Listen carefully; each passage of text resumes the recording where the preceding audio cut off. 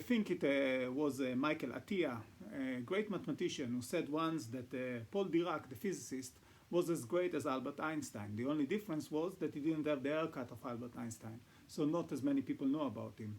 Johnny von Neumann didn't have the haircut of Albert Einstein either. He was as great as Dirac, as great as Einstein. He contributed so much to science in the 20th century.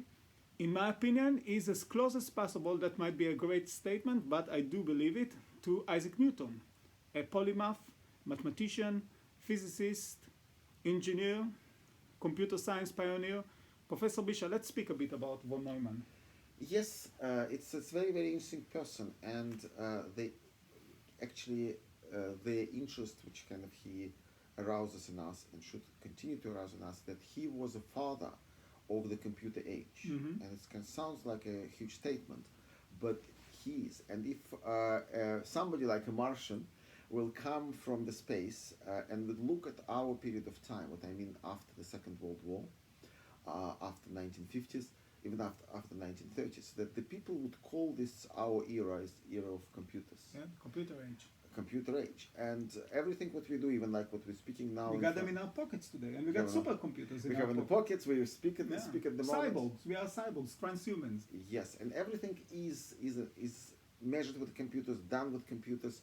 The last 20 years with kind of the mobile phones, smartphones, artificial intelligence, everything became possible from what was created by John von Neumann and people around him 70, 80 years ago. And he's the father of computers. Now, I want to say something. Alan Turing is very fundamental, very important character, person in the development of computers. He gets a lot of, especially in recent times, I think he gets a lot of recognition because of his tragic life story, his homosexuality, premature death. Of course, the Enigma code breaking that helped a lot the Allies against the Nazis. But von Neumann should get the respect as well. He is very important. He's the one who came with a lot of concepts that has to do with software and hardware as we know it. Yes, well, Turing, of course, is a very, very tragic thing. It's when I knew about Alan Turing since my childhood, because the Turing machine, etc., etc. The moment when I learned how he died and what happened, all these things, it was completely shocking that in democratic Britain such things could happen as recently as 1915. But in fact, von Neumann's life also was quite short, longer than Turing. Died from a terminal illness, terrible one. At the age of only 53.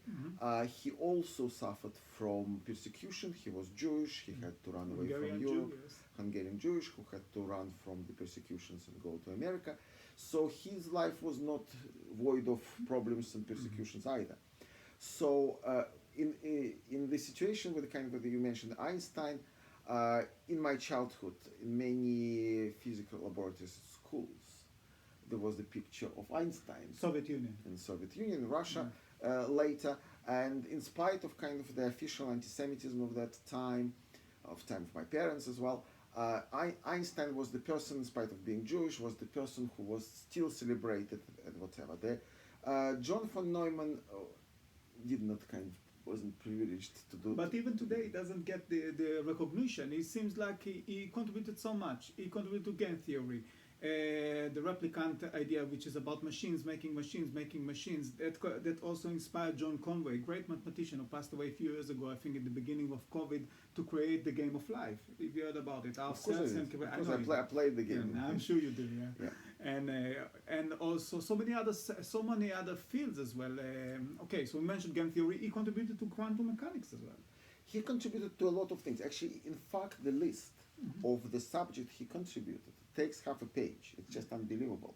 And also, it wasn't like he contributed to this area hugely and to this area a little bit. Somebody made the calculations of about 150 papers he wrote. 60 was about pure mathematics, 60 was about applied mathematics, 20 about physics, and the rest about some other subject. I like your comparison with Newton, but in fact, for me, Newton, the ability of Newton to be a polymath, or ability of other people to be polymaths, say 300 years ago, 500 years ago, is much more neutral, much more natural, yes. Because that time the human knowledge with all respect to our predecessors, was much smaller. It is extremely difficult. Anybody who learned any subject, Specialized today, many people are specializing in. Anybody who specialized in mathematics, in physics, in chemistry knows that in order to even to get to the frontier of the science, you need to learn for 15 years. And then you get a very, very small part of the frontier. I see it kind of, like the universe, and you get to the frontier, you learn, and then you get there. And he managed to come to this frontier and to cover a very big part of this frontier. So which is very interesting. Professor, why I said it, by the way, I got to expand a bit because we spoke about it a bit before as well.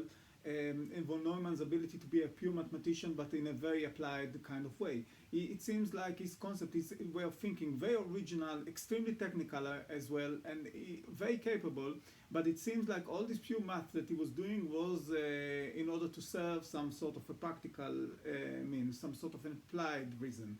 So that's why I compared it to Newton. I think that Newton was that type as well. He had an incredible mind when it comes to pure mathematics, but because of that he created something like calculus and so many other things. Yes, I actually probably would compare him even to Archimedes, who was very practical. He used his bath and other things. So I would say I would fully agree with you, because in some ways applied mathematics closer to physics and other subjects, because the idea of applied mathematics as physics, as chemistry, is to change the world we live in. While the mathematicians, the pure mathematicians, they are creating like a new language. They're creating, it's like art for the purpose of art. It's just like Pierre de Fermat. Yeah. So they are not concerned particularly what we will get from that. The interesting byproduct of their contribution of the pure mathematicians is that it creates new language which leads to applied mathematical solutions and physics solutions. But what else we need to kind of emphasize here, that I think it's deeply logical and deeply understandable why the father of the computer era, which all embracing and covering all of us, was the person who was so broad. You wouldn't say all embracing, because unfortunately it's impossible, like it was possible 1,000 years ago, to be a great doctor and great astronomer, great mathematician. You got a great point here that I wanted to continue. I just want to interject something. It's true, actually, even in mathematics, although some suggest that he might have been the most influential mathematician in the 20th century, because he was a very good speaker as well. Keep the point, by the way, I'm just coming back to it. So he could have been a great speaker for popular science, but because of the way that he spoke to people and the way that he could pass a point, so they said that he popularized computers. But he also managed to create almost like a community of mathematicians. He was very inspiring in so many fields. But even saying that, he was not like David Hilbert, because people suggest that David Hilbert was the last mathematician to know all about mathematics. But that was not the same with Johnny von Neumann, despite his great contributions. And I understand your point. So he said that's the father of the universal machine, so he needed to be a universal Very scientist. well put, exactly. Yeah. Universal scientist. In a way, I would say that maybe John von Neumann's lack of this complete universality is coming from his practicality. Because if you're practical, you're just seeing where you can contribute, where can you advance your understanding. While if you are spreading yourself too thinly, so to say, when you try to have a completely universal view of such an immense subject as mathematics, you probably might not be able kind of to pinpoint exact places where you contribute.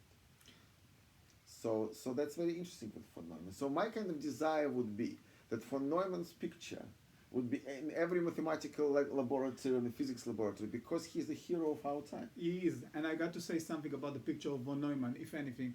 When I was 10 years old, I received a book about mathematics, and I remember 3 things from that book. One of them was about the feud between Newton and Leibniz, and there was another one, it was some sort of like topology for the very beginner. It was about Klein battles and Mobius strips, and the picture of von Neumann. Right, well, that's good.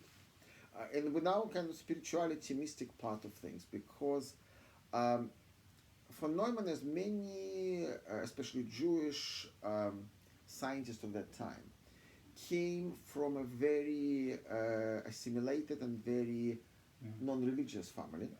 And in a way, for his generation of scientists, Jewish and non-Jewish, being kind of agnostic atheist was almost like a bana, like the crying thing. And probably more, I don't know, among mathematicians, because physicists, well, difficult to say. But what was very interesting to say, that when he was passing away, he was approaching people of religion, he wanted certain consolation. And one can say that, like Karl Marx said, that the religion is the opiate of the masses and it kind of takes pain away. But maybe not, because he was a very extremely intelligent person by definition. Some might say the smartest person that they've ever seen, including Edward Teller, who himself was not, and he was a great genius of physics and a very important scientist of the 20th century. But what he's done, and actually it's very, very kind of similar how I feel, not comparing myself, of course, with anybody, that when you try to explain the universe without God, without kind of the mystical part, something missing. Absolutely. Something missing in a very, very big so way. Much about. And for people like this, okay, we're trying to, all our lives, we try to explain the universe as if there is no creator, there is no God, there is no mystical part. But when we look at it back, no, this kind of doesn't work. This hypothesis, the easiest way to explain the world is that there is this force. Which is prior to everything else. Yes.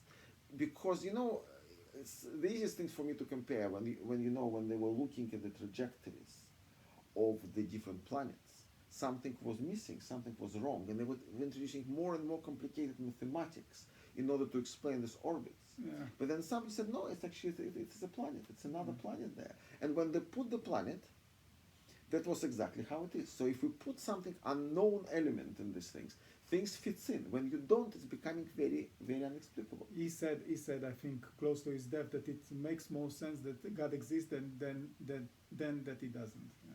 Which is similar in a way to, in many ways, how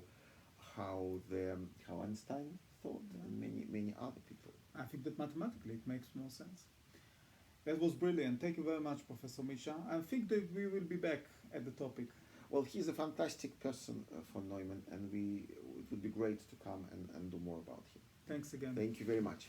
Bye-bye.